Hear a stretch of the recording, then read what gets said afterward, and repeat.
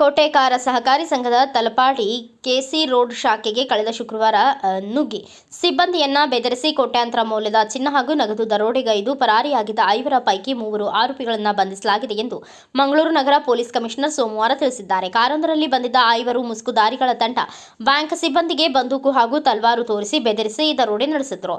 ಮುರುಗನ್ ಪ್ರಕಾಶ್ ಮಣಿವಣ್ಣನ್ ಬಂಧಿತ ಆರೋಪಿಗಳು ಎಂದು ತಿಳಿದು ಬಂದಿದೆ. ಘಟನೆ ನಡೆದು 4 ದಿನಗಳ ಬಳಿಕ ಆರೋಪಿಗಳನ್ನು ಬಂಧಿಸುವಲ್ಲಿ ಮಂಗಳೂರಿನ ಪೊಲೀಸರು ಯಶಸ್ವಿಯಾಗಿದ್ದಾರೆ. ಕೇರಳದ ಮೂಲಕ ತಮಿಳುನಾಡಿಗೆ ಹೋಗಿದ್ದ ಆರೋಪಿಗಳು ಕೃತ್ಯಕ್ಕೆ ಮಹಾರಾಷ್ಟ್ರ ಮೂಲದ ಕಾರು ಬಳಸಿದ್ರು. ದರೋಡೆ ಮಾಡಿದ ನಂತರ ಆರೋಪಿಗಳು ತಮಿಳುನಾಡಿನ ತಿರುವಣ್ಣಾಮಲೆಗೆ ತೆರಳಿದ್ರು. ಬಂಧಿತರಿಂದ ತಲ್ವಾರ್, 2 ಪಿಸ್ತೂಲ್ ಹಾಗೂ ಇತರ ಸೊತ್ತುಗಳನ್ನು ಜಪ್ತಿ ಮಾಡಲಾಗಿದೆ. ಇನ್ನುಳಿದ 2 ಆರೋಪಿಗಳ ಪತ್ತೆಗೆ ಕ್ರಮ ಕೈಗೊಳ್ಳಲಾಗಿದೆ. ಆರೋಪಿಗಳಿಗೆ ಸ್ಥಳೀಯರು ಕೂಡ ಸಹಕಾರ ನೀಡಿರುವ ಬಗ್ಗೆ ಅನುಮಾನವಿದೆ. ಪೊಲೀಸ್ ಕಸ್ಟಡಿಗೆ ತೆಗೆದುಕೊಂಡ ನಂತರ ವಿಚಾರಣೆ ನಡೆಸುತ್ತೇವೆ ಎಂದು ಮಂಗಳೂರು ನಗರ ಪೊಲೀಸ್ ಕಮಿಷನರ್ ಅನುಪಮ್ ಅಗ್ರವಾಲ್ ತಿಳಿಸಿದ್ದಾರೆ.